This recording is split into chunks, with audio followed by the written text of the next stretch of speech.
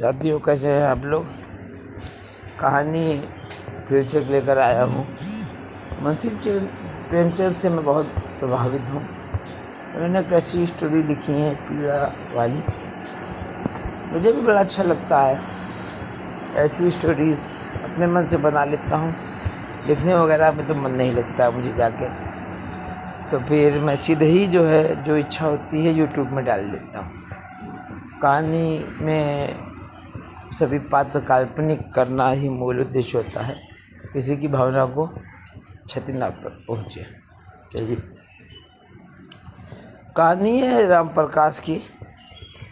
हिमाचल प्रदेश के गांव में रहते थे राम प्रकाश, और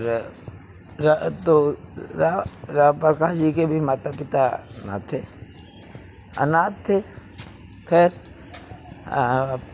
जब उनको कुछ बड़े हुए, थोड़ा बहुत ज्ञान आया, तो थोड़ा बहुत पढ़ाई लिखाई कर, माता पिता नहीं थे लेकिन बड़ी मेहनत की थी उन्होंने जीवन में। और वहाँ से वो जब मालूम हुआ कि इंटर पास करने के बाद अंग्रेज़ी ज़माना था, तो यूपी के फतेहपुर में उनको एक नौकरी मिल गई। अंग्रेज़ी ज़माना था और खैर आकर सेट हो गए। खैर, राम प्रकाश जी के 2 बेटे और 3 बेटियां थी। बड़ा बेटा रवि प्रकाश, सबसे छोटा लड़का गौरव प्रकाश। रवि प्रकाश और गौरव प्रकाश 2 बेटे थे और 3 बेटियां थीं, रामा, श्यामा और सुनीता। 3 बेटियां थीं, कुल मिलाकर 5 बच्चे थे। पत्नी की मृत्यु उनके युवावस्था में हुई। उम्र बामुश्किल 35 साल रही होगी। साथियों,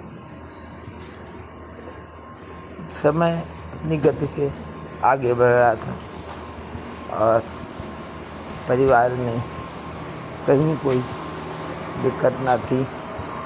पैसा कम था लेकिन कहीं ना कहीं दाल रोटी खींच खाच के चल जाती थी परिवार की।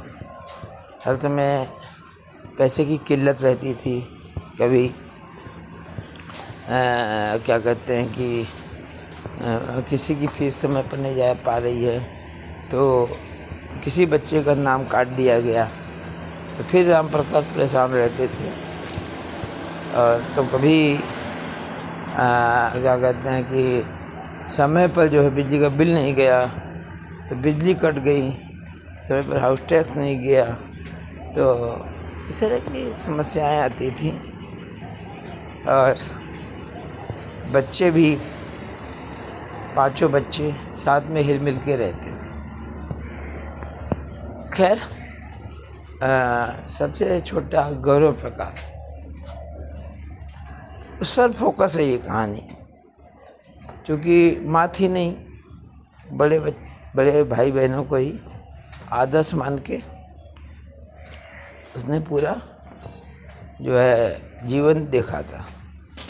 तो जब माँ नहीं, यही सब मेरे माता पिता हैं। और वही ये समय अपनी गति से आगे बढ़ता रहा। तो राम प्रकाश बहुत जीवन क्राइसिस में गुजरा। कैसे, खैर, रो धोकर एक ज़मीन का टुकड़ा ले लिया फतेहपुर के गांव से जुड़े इलाके में। लेकिन धीरे धीरे वो इलाका विकसित हो गया, तो भी शहर में आ गया। खैर, मतलब भर का काम हो गया और सभी बच्चों को और परिवार को अपनी छत मिल गई। खैर, थोड़ी मोड़ी जैसी भी पढ़ाई हो सकती थी सभी बच्चों ने कर ली। और 3 बच्चे सरकारी सेवा में आ गए, दोनों बेटे और एक बेटी। और अभी तक परिवार में कोई दिक्कत नहीं थी, अच्छे से त्यौहार में बनाते थे, हंसते खेलते थे और सभी एक दूसरे के लिए जान भी छिड़कते थे। और छोटे भाई गौरव प्रकाश को सभी स्नेह भी देते थे। साथियों, तो कहानी में मोड़ तब आता है जो आजकल के समाज को परिलक्षित करता है कि बड़े होने पर जो निश्चल भावनाएं नहीं होती हैं, समर्पण त्याग नहीं होता है। और बड़े हुए तो सब शादी हो गई। अपने बड़े भाई रवि प्रकाश की शादी देखा उसने, पूरा दिमाग में एक चीज़ अंकित हो गई उसकी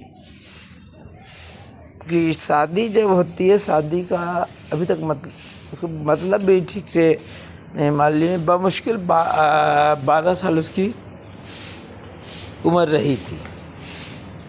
तो देखा, यहीं से उसको समझ में आया कि दहेज क्या होता है। उस देख रहा है कि कैसे समाज होता है। पहली बार एक छोटा बच्चा 10-12 साल का, उसको जीवन का ज्ञान नहीं होता। खैर, देख रहा है कि कैसे दहेज की छोटी छोटी बातों के लिए समाज का स्वरूप क्या होता है, कैसे बहुएं जलील होती हैं और कैसे सास और नंद नामक जो संस्था है एक दूसरे परिवार से जो आती है, वो कैसे जो हावी होती है, क्योंकि दूसरे घर से आकर बहू की हालत वही होती है जैसे चक्रव्यूह में हो जाता है अभिमन्यु। अब जब शादी हुई सबसे बड़े बेटे रवि प्रकाश की, तो परिवार में तांडव चालू हो गया। आए दिन तो कभी खाने में नमक कम। अच्छा, भारतीय समाज में जब बहू आती है ना, तो शुरू से जो लड़का परिवार के साथ चल रहा है, यहाँ आते ही हालात काफ़ी बदल जाते हैं। ये भारतीय समाज का जो परिवेश, जो कमोल से स्थिति है, आज भी जो है वही चल रही है। ना शायद ये बदली थी, ना बदलेगी। जब उसने देखा कि उसके पिता छोटी छोटी बातों के लिए माँ बहन चल रहे हैं और शादी में जो है क्या कहते हैं कि इतनी साड़ी थी नहीं थी, अब बहुत कम साड़ी दी हैं साड़ी में, और जो दे दी है साड़ी वो महरिन वाली साड़ी दे दी है।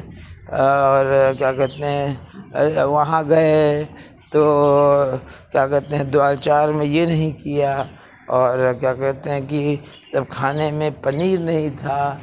ये सब राग रंग की जितनी बातें आते ही जो है पहली बार उसने विभत्स स्वरूप देखा। आज गौरव प्रकाश की उम्र है लगभग 50 साल, लेकिन उसको लगभग 40 साल पहले की जो बातें हैं उसके मानस पटल पर अंकित, कि 40 साल पहले की बात।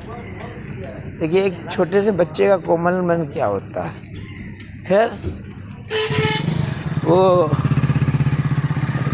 बमचिक हुआ करती थी, तो कभी पैसे को लेके क्राइसिस बड़े भाई को देखता था। समझ में उसको कुछ नहीं आता था कि क्या चल रहा है। एक छोटा बच्चा 10-12 साल का, उसको समझ में कुछ नहीं आता है।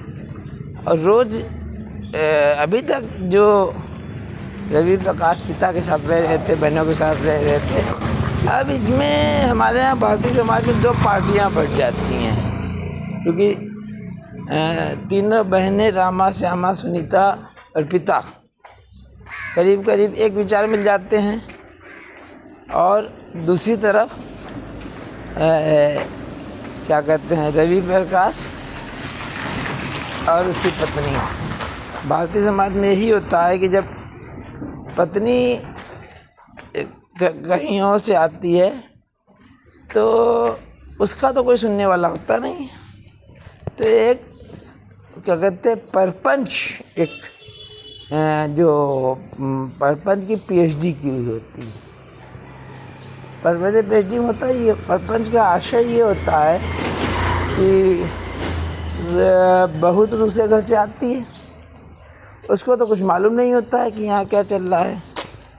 तो सास और नंदे, उनका काम होता है अपने ही बहू को बिल्कुल प्रताड़ित करना, परपंच करना, मोहल्ला टोला जहाँ बदनाम करना। बड़ी हास्यास्पद स्थिति होती है कि बताइए कि एक लड़की दूसरे घर से आती है, उसके बजाय प्यार से रखने के ऐसे रखा जाता है। तो नींव जो है, जो बहू का जो दाम्पत्य जीवन की जो शुरुआत होती है, उसकी नींव गालियों से होती है। आज भी यही होता है, बदले कुछ नहीं। क्योंकि आज जो छोटा बेटा गौरव प्रकाश है, वैसे सब 40 साल पहले देखा तो आज भी वही चल रहा। फिर एक और कहानी चालू हो गई, पैसा दो, ये दो, वो दो। खैर, जब इस चीज़ों से आजी चाहकर एक बेटा जो होता है उसको भी अपनी ज़रूरतें होती हैं, और पिता जो थे जब भी इच्छा होती थी घर से निकल जाओ, ये निकल जाओ, वो निकल जाओ, यहाँ मेरे घर में मत रहो, ये स्थिति आज भी है। खैर, रवि प्रकाश ने चुपचाप जो है फिर अपना जैसे भी हो बेचारे ने टुकड़ा लिया एक ज़मीन का और हल्का फुल्का बना के चला गया। मैं बताना चाहता हूँ, भारतीय समाज में जो नंद संस्था होती है वे बड़ा हमेशा अपने को बिल्कुल एक तानाशाह समझती है कि सब कुछ मेरा वर्चस्व है। खैर, वो चले गए। बड़ी बेटी की नौकरी लग गई थी और सेंट्रल गवर्नमेंट में, और उसकी भी शादी हो गई और उसके भी पति थे ठीक ठाक और बच्चे भी 2 हो गए। खैर, सब समय अपनी गति से चल रहा है, कहीं कोई दिक्कत नहीं है। और इसके बाद बड़ी बेटी रामा की शादी हो गई, उसके बाद श्यामा की हुई। श्यामा की जब शादी हुई तो उसका अपने घर में निवाह किसी कारणवश नहीं आ पाया। जो समस्याएं जो बहू के साथ जो प्रस्तुत करती हैं बेटियां, वही जब अपनी बेटियों के साथ होता है तो बड़ा कष्ट होता है। खैर, बड़ी बेटी गई और ससुराल से ले आई और समाज में आज भी जो है जो मुकदमे चलते रहते हैं, वो ताउम्र चलते रहते हैं, पीढ़ी दर पीढ़ी 20, 30, 40 साल तक। दहेज, घरेलू हिंसा, तलाक और श्यामा जो है पिता के पास रहने लगी और लाइफ जो है चलने लगी, कहीं कोई समस्या नहीं है। उसके बाद जो है मैं बता रहा हूँ, परिवार में बिखराव की स्थिति की ये कहानी है कि कैसे जो है लड़कियां जो है जो ससुराल में जो चीज़ जो है खुद के साथ होता है तो ससुराल से चली जाती हैं, लेकिन वही जो है सुलूक दूसरे परिवार की बहू के साथ करती हैं। खैर, श्यामा के बाद रामा, श्यामा के बाद सुनीता की भी शादी हुई। वही उनकी भी कहानी थी ससुराल में उनका भी एडजस्टमेंट ना हो पाया। कुल मिला के वही कल्चर थी। लड़कियां जब बहुओं के साथ सलूक करती हैं, जब खुद होता है तो दिक्कत होती है, वो भी चली आएगी। कुल मिला के फतेहपुर में ही अपने घर के आसपास तीनों, पिता के घर के आसपास तीनों रहने लगे। अब आते हैं गौरव प्रकाश, जिस पर केंद्रित ये कहानी है। गौरव प्रकाश ठीक ठाक थे और बाहर उनकी नौकरी लग गई महाराष्ट्र में। सोचा कि महाराष्ट्र में नौकरी लगी है, 1 साल नौकरी की। फिर सोचा कि चलो यार, भागम दौड़ की लाइफ है, इससे अच्छा होगा कि नौकरी जो है पिता भाई बहनों के पास लग जाए, ज़्यादा अच्छा रहेगा। खैर, पढ़ाई लिखाई में गौरव प्रकाश ठीक ठाक था और एक आध कंपटीशन दिया तो उसका भी सिलेक्शन हो गया। खैर, सिलेक्शन हो गया, ठीक ठाक है, तो नौकरी चलती रही। गौरव प्रकाश की शुरू से इच्छा थी परिवार को एकजुट करने की और सामाजिक कार्यों में उसको ज़्यादा इंटरेस्ट आता था। संपत्ति, मोह माया, इसका लोभ कहीं ना था। साथियों, अब 5 भाई बहनों में 4 की शादी हो गई। गौरव प्रकाश बच्चे हैं, मैं इस पर कहानी बता रहा हूँ आपको। गौरव प्रकाश ने सोचा कि चलो, घर में एक बहन है जिसका ससुराल में निवाह ना हुआ, तो ये साथ में रहेंगे और मकान में कोई दिक्कत नहीं है।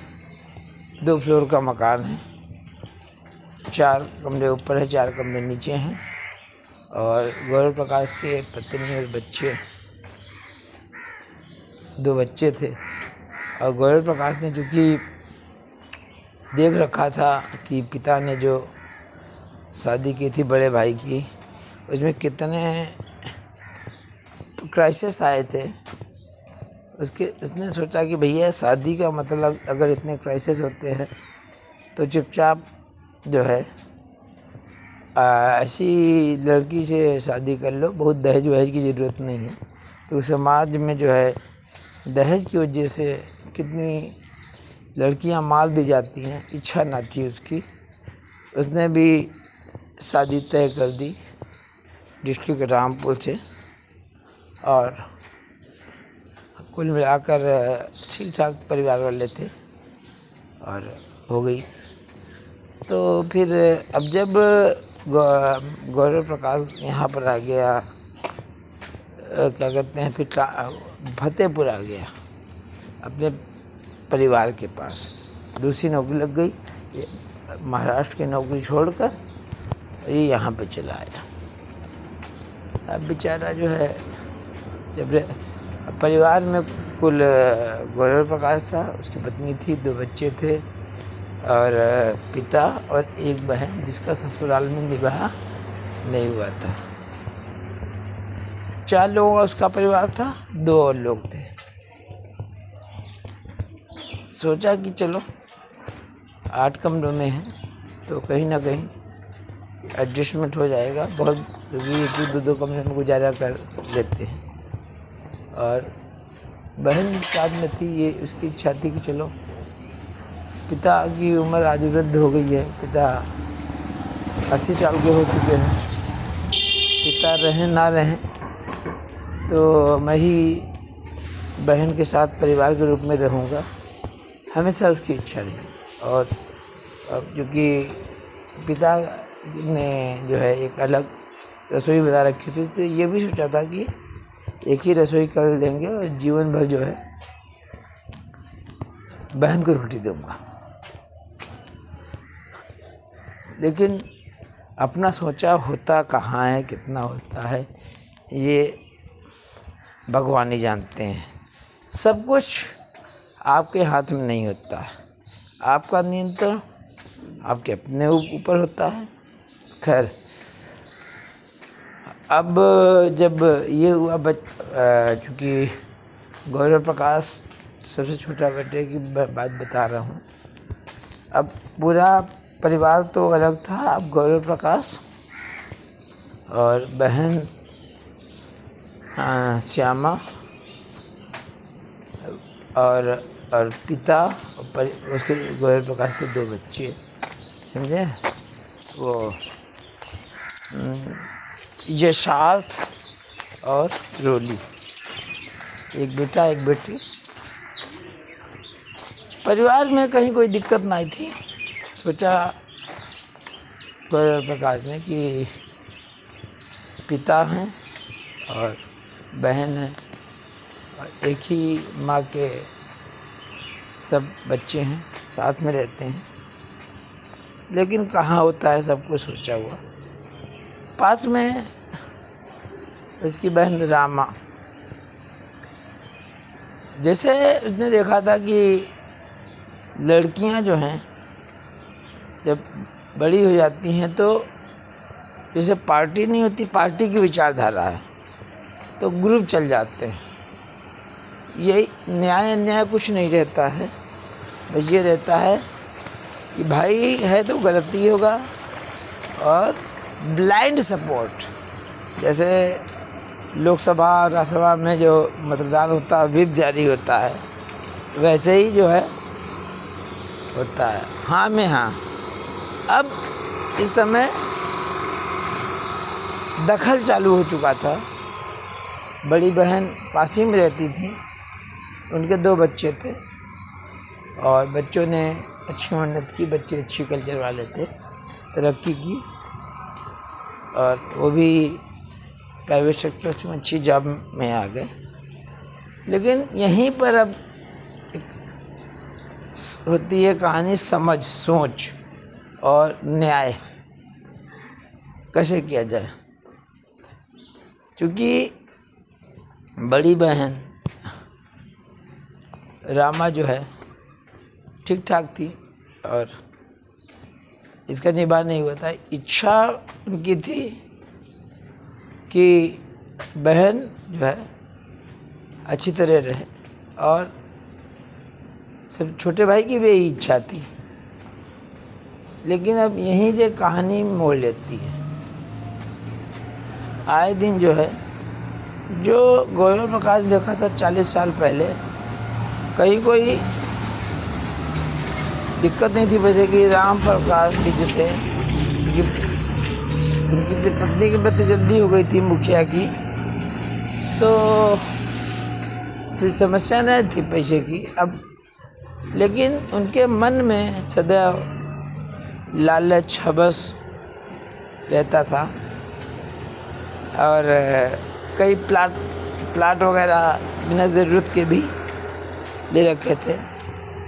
बच्चों में कोई संस्कार न था, धूर्तता, लालच, हवस बड़ी रहती थी। क्योंकि गौरव प्रकाश हमेशा समाज सेवा में लगा रहता था, ब्लाइंड स्कूल और सामाजिक कार्यों में रहता था। तो उसके मन में पता नहीं कहाँ से एक अंतरात्मा में जो कुरीतियों का और न्याय का विरोध करने की क्षमता विकसित हो गई। उसने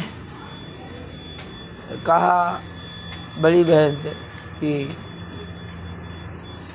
सबसे बड़ी बहन से कि मैं सोचता हूँ कि इस मकान में जो बहन है मेरी रहती हैं, वो नीचे के 4 कमरों में अपना जो है सामान ले ले और रहती रहे अपने पिता के साथ, और ऊपर जो है पोर्शन में रहता रहूं। क्योंकि बच्चों को पढ़ाई लिखाई के लिए अलग अलग कमरा आदि देना पड़ता है। अब यहीं सोचिए, बात बहुत बड़ी नहीं थी, बात थी कि सामंजस्य की, तालमेल की। लेकिन यहाँ भी जो सबसे बड़ी बहन थी और और ये घर में रहने वाली। ये राजनीति जो हमेशा भारतीय समाज में, जिस घर में सास होती, सास के साथ चलती है, अपने घर वो अपने ससुराल से में सेट नहीं हो पाए, यहाँ आए, लेकिन यहाँ उन्होंने परेशान करना चालू कर दिया। अच्छा, क्योंकि पिता वृद्ध थे, उनकी सेवा शुश्रूषा करती थी, तो कोशिश थी कि चलो धीरे धीरे सब सही हो जाएगा। लेकिन भारतीय समाज में सब कुछ होता है, एक चीज़ सही नहीं होती है कि लड़के के खिलाफ अगर किसी ने सोच लिया है तो उसको परिवार से जाना ही पड़ता है। अब गौरव प्रकाश सोच रहा है 40 साल पहले जो उसके पिता की और बड़े भाई की बहस हुआ करती थी, पैसे को लेकर यहाँ वहाँ लेकर सबकी बहस हुआ करती थी, उसको समझ आ गया था कि ये दोनों जो बहनें हैं उन्होंने मिलकर जो है उसके खिलाफ जो मोर्चा खोल रखा है उसको जीत नहीं पाएगा। और क्या कहते हैं कि आए दिन लड़ाई झगड़ा चालू हो गया। रवि प्रकाश की सबसे छोटे बेटे गौरव प्रकाश की एक ही लड़की थी और परिवार में कहीं कोई लड़कियां ना थी। सोचा कि इसी लड़की को सभी का प्यार मिलेगा, क्योंकि गौरव प्रकाश को माँ का प्यार ना मिला था, तो उसकी इच्छा था कि बिटिया को सभी का प्यार मिलेगा, और देते भी थे सभी लोग। लेकिन जब ये बातें आती हैं तो अब उसकी बुआ और भतीजी, अब 60 साल की बुआ हैं, उनका कंपटीशन चल रहा है 10 साल की भतीजी से। अच्छा, यहाँ पर एक चीज़ और कहानी आती है।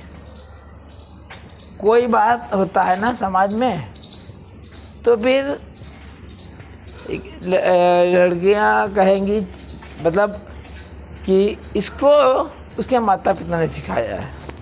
और एक चीज़ और होती है, जो जीवन भर का साथ मिला खून के रिश्तों में, उसको वो अपना ना कर पाई और एक और बहू के ऊपर आती है। जैसे वही भारत में कोई काम हो तो ये आरोप आ जाता है कि ऐसा ही नहीं किया होगा।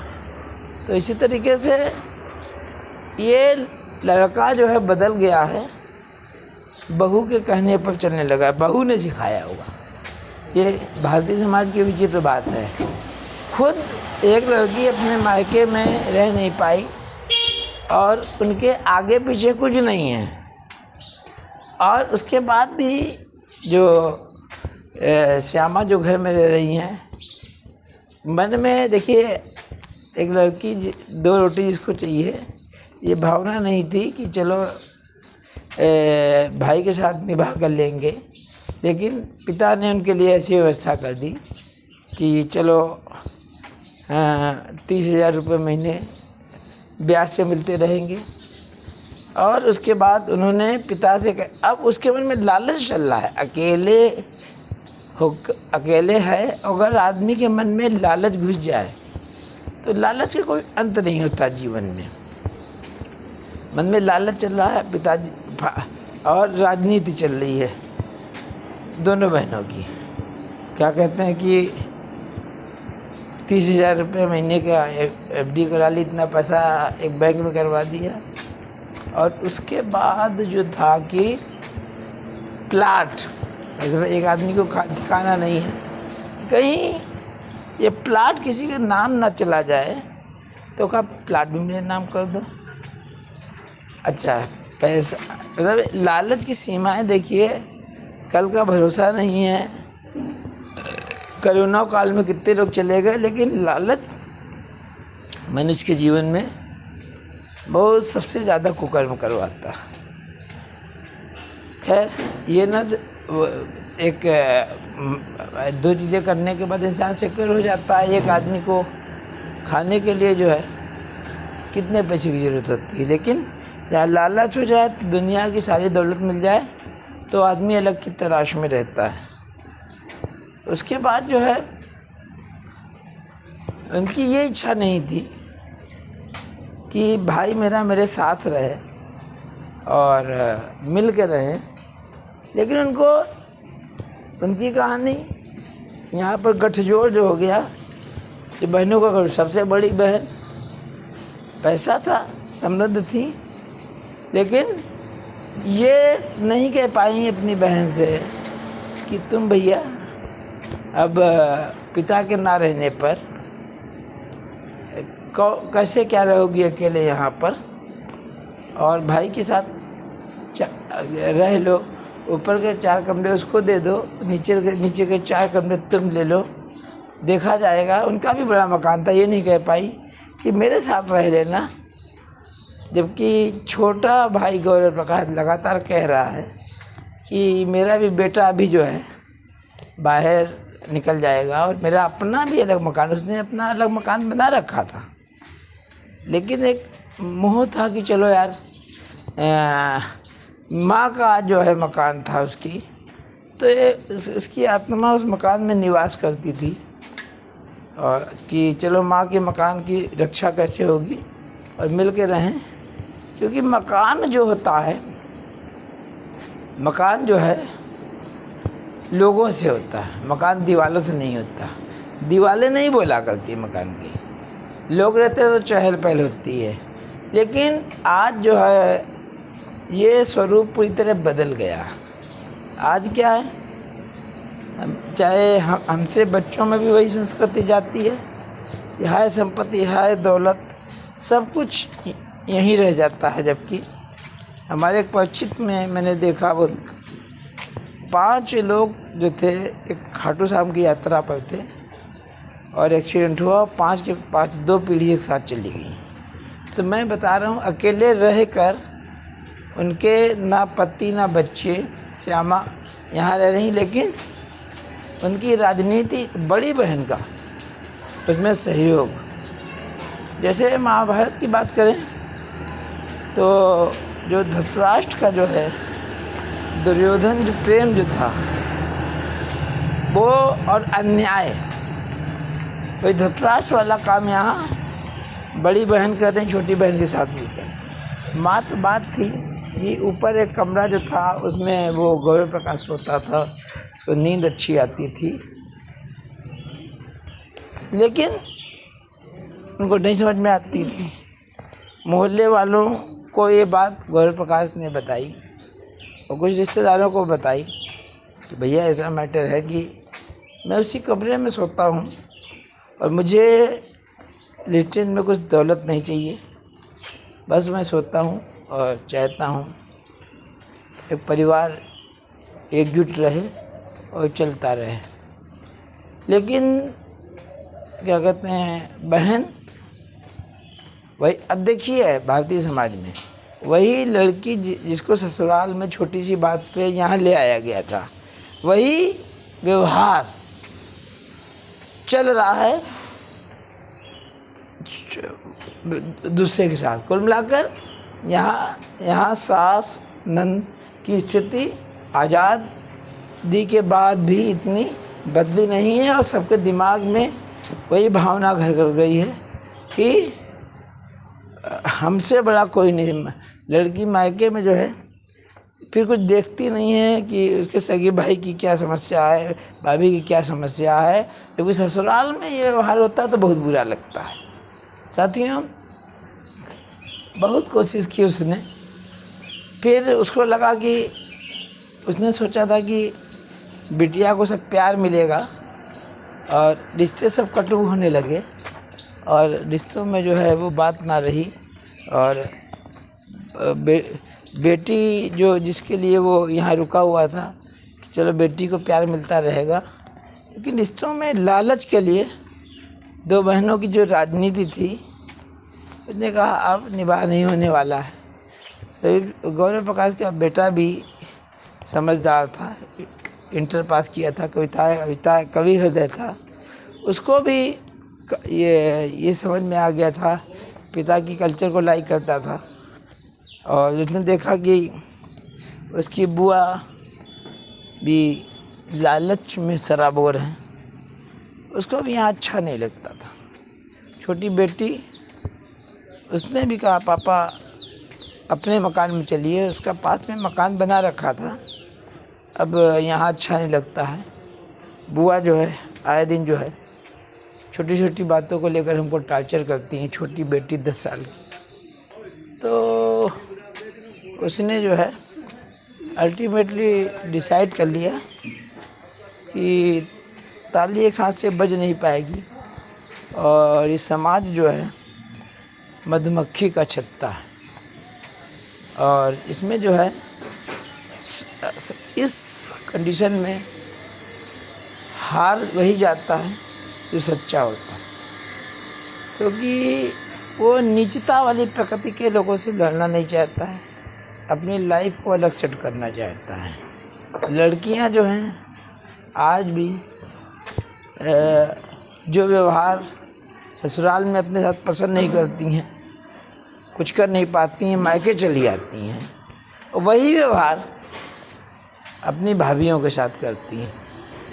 तो बाकी सब दिक्कत नहीं। कहानी का नाम एक कमरा था कि वो एक कमरा जहाँ उस गौरव प्रकाश को नींद आती थी, चाहता था कि वो एक कमरा टीवी देखता था, सो जाता था, एक सोफे पे उसको नींद आती थी। बड़ा प्यार था वो मकान, चूँकि उसकी माँ ने उसमें पत्थर तोड़े थे और बनवाया था, खून पसीने की कमाई थी।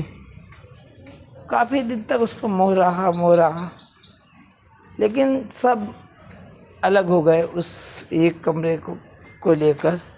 न पिता ने साथ दिया, न बड़े भाई ने साथ दिया, मैंने सब उसके खिलाफ थी। तो आदमी कब तक संघर्ष करेगा। वैसे ही जैसे ही अभिमन्यु जो था चक्रव्यूह में मार दिया गया था, वही उसने मकान छोड़ा और चला गया। आज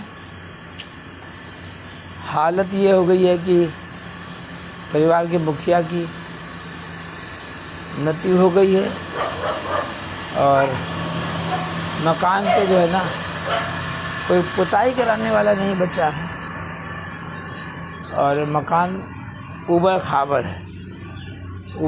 है, कोई देखने वाला नहीं था। तो काफ़ी मकानों की हालत जो है ऐसी हो जाती है कि वो संरक्षण इसीलिए नहीं हो पाता है कि लोग जो है ना संपत्ति कैसे मिल जाए, संपत्ति कैसे बेच लें और कैसे पैसा मिल जाए, बस यहाँ तक समाज सीमित हो गया है साथी।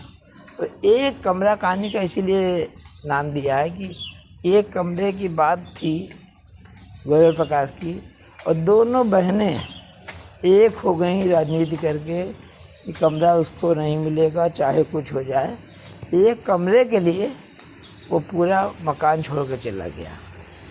जो रिश्ते एक प्यार वाले रिश्ते बने हुए थे वो होते किसी ने समझौता नहीं किया और एक लड़का जो पहले ही कह चुका था मैं संपत्ति में कुछ नहीं दूंगा, बस रहने के लिए हमको नींद दे दो, उसको ना दिया।